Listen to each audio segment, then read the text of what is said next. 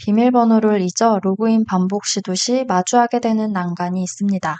잔뜩 꼬여 있거나 흐리거나 글자 크기가 모두 달라 구분하기 어려운 글자 입력 요청, 캡차입니다. 캡차가 무엇이며 종종 캡차가 요청되는 이유는 무엇인지 알아보겠습니다. 캡차는 컴퓨터와 인간을 구분하기 위한 완전히 자동화된 공개 튜링 테스트의 약자입니다. 2000년 카네기 멜론 대학에서 처음 만들어졌습니다. 튜링 테스트는 인간의 행동을 모방하는 컴퓨터의 수준을 평가하는 테스트입니다. 컴퓨터가 인간의 행동을 정확히 따라하면 테스트를 통과할 수 있습니다.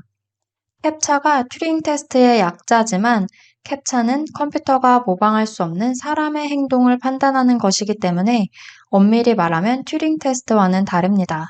컴퓨터에게 인간을 따라해봐 라고 문제를 내는 것이 아니라 사람에게 네가 사람인지 증명해봐 라는 방식으로 문제를 내는 것입니다.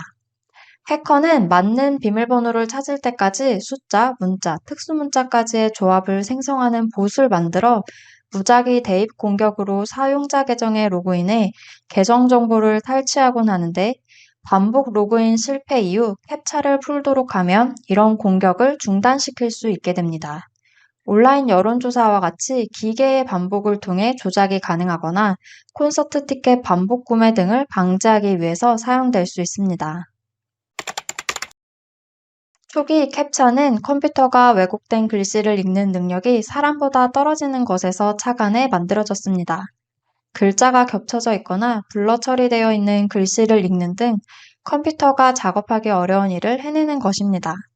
당시 자동화 프로그램이 캡차를 해독할 확률은 1% 이하로 알려져 있었습니다. 사람과 컴퓨터를 구분하기 위해 만들어진 캡차 코드지만 요즘엔 사람도 풀기 어려운 캡차가 등장하는 경우가 종종 있습니다.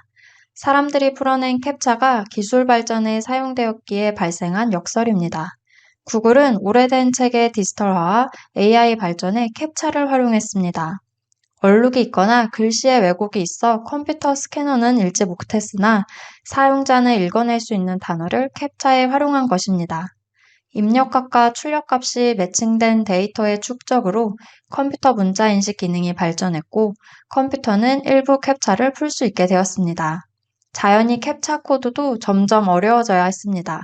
이미지 인식 방식의 캡차 해석이 점점 더 어려워지자 접근성 문제도 대두되었는데 노화, 장애 등으로 시각에 문제가 있는 경우에 사용자 경험이 고려되지 않았기 때문입니다.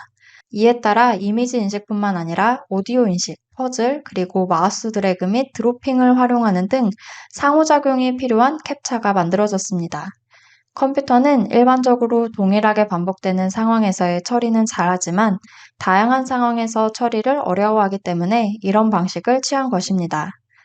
같은 카페 사진이어도 비가 오는 날, 눈이 오는 날, 다른 각도에서 찍은 경우 모두 다르게 판단할 수 있기 때문입니다. 현재는 약 100여 개의 캡차 종류가 있을 것이라고 합니다. 이미지 식별 형태의 캡차 배포는 AI의 이미지 인식 처리 수준을 높였습니다. 문제와 답이 정해진 데이터 세트가 많을수록 좋은데 사람이 풀어낸 캡차 문제와 답을 활용하는 것입니다. 구글에 따르면 하루에 사람들이 풀어내는 캡차는 2억 개라고 합니다. 2억 개의 데이터가 매일 추가되는 방식으로 이미지 인식 AI 기술이 발전한 것입니다. 향상된 봇은 왜곡된 글자를 인식하고 퍼즐을 풀었으며 인간의 행동을 따라했습니다. 이에 따라 관련 연구진은 캡차 작동 방식을 재조정하는 연구를 진행했습니다. 행동 분석학자들은 로봇 행동과 인간 행동의 차이에 집중했고 사람의 특성을 활용해 생체 인증을 더하는 방안을 고안했습니다. 2014년 구글이 도입한 노캡차 리캡차는 대표적인 행동 기반 캡차 도구입니다. 기기에 접근할 때 사용하는 사용자 생체 인증을 활용하거나 사용자가 웹페이지를 사용하는 행동 양식을 검사해서 유효성을 검사한다고 합니다. 노캡차는 클릭 한 번으로 사람과 컴퓨터를 구별하는 테스트입니다. 로봇이 아닙니다 옆에 체크박스를 선택하는 단순한 확인이 어떻게 보안 기능을 하는지 궁금했을 것입니다. 사용자의 커서가 체크박스에 다가가는 동안의 동작을 확인하는 방식입니다. 사람이라면 체크박스로 바로 커서를 이동시킨다고 해도 작은 수준에서 어느 정도 무작위한 움직임을 보이는데 컴퓨터는 이런 무작위성을 보이지 않기 때문에 사용자가 사람임을 판단할 수 있는 것입니다. 무작위성이 크게 보이지 않는다고 판단하면 노캡차 방식 이후 또 다른 방식의 캡차를 통해 사람임을 재확인합니다. 재확인을 진행하며 사용자 기기의 브라우저에 저장된 쿠키나 기기 이력을 추가 활용해 사용자가 보실 가능성을 판단한다고 합니다. 이런 캡차의 종말이 다가왔다는 말이 있습니다. 캡차를 활용한 보안의 효과성이 낮아지고 있고 범죄 형태의 변화와 AI의 발전 때문입니다.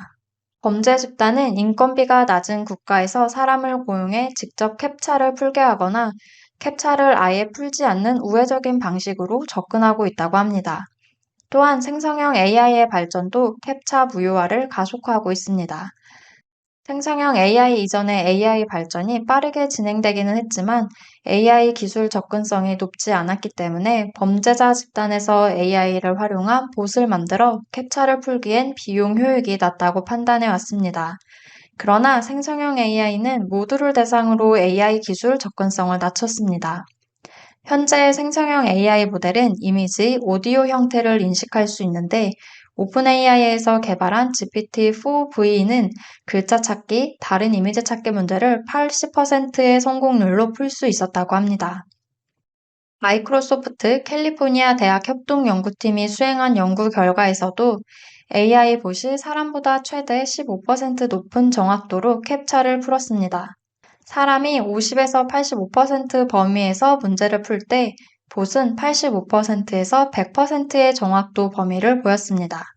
문제를 푼 시간은 사람과 비슷하거나 적었습니다. 튜링 테스트 관점에서 현재 컴퓨터는 85%에서 100% 정도로 인간의 행동을 모방할 수 있는 것입니다. AI 기술에 대응할 수 있는 캡차 발전뿐 아니라 캡차와 함께 사용돼야 하는 추가 보안 설정이 필요한 시점입니다. 앞으로 캡차는 우리에게 또 어떤 문제를 제시할까요? 기존 캡차를 보완할 다음 보안 형태는 어떤 모습일까요? 기술의 발전을 또 다른 기술로 막아야 하는 창과 방패의 싸움, 앞으로의 싸움을 지켜보시길 바라겠습니다.